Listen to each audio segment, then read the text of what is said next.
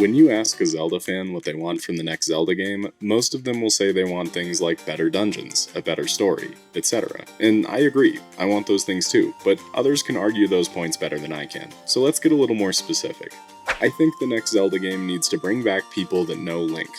One of the most baffling design choices for Tears of the Kingdom was the decision to make most of the NPCs forget who Link is. To me, it made it feel like the events of Breath of the Wild didn't happen and weren't important. And also, like, Link isn't an established character. He feels more like a typical RPG self-insert character, which I definitely see the value in for many video games, but this is Link, Hylia's chosen hero. He should be a more well-renowned character, especially after saving Hyrule just a few years prior. So I think Nintendo should bring back cozy villages for the game to start in where all the villagers know who Link is. Good examples of this are Kokiri Forest in Ocarina of Time, Outset Island in Wind Waker, Ordon Village in Twilight Princess, and Skyloft in Skyward Sword. All of these starting towns gave Link more of an identity while also making emotional story beats more impactful. Kokiri Forest creates a mystery around Link's origins. Outset Island establishes a peaceful, wonderful community that's suddenly struck by tragedy. Ordon Village shows how important Link is in his community and how much the people rely on him, until those very same people that rely on him are put in danger.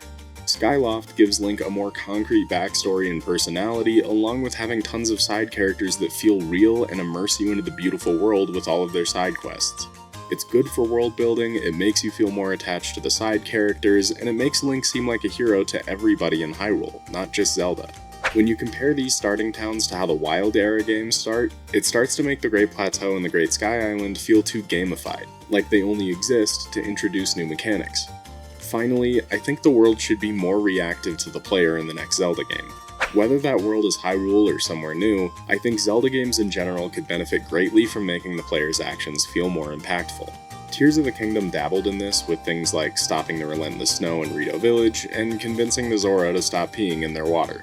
But imagine how much more satisfying it would be to see Castletown being rebuilt by the end of Tears of the Kingdom instead of just having Lookout Landing. Link works hard, he saved the world twice in this era, and Castletown was a very important place. The recent voice memories make it clear that it was a central hub for facilitating commerce in Hyrule. Instead of making the player load a save from before the final boss fight, let us see the fruits of our labor. It would be much more satisfying than helping to build Terrytown or committing election interference in Hateno. It would help the world feel more lived in and real. This was a big collaboration effort put together by Swagmaster, so if you want to hear more about this from some other Zelda creators, you should check out the full video on Swag's channel. I highly recommend it.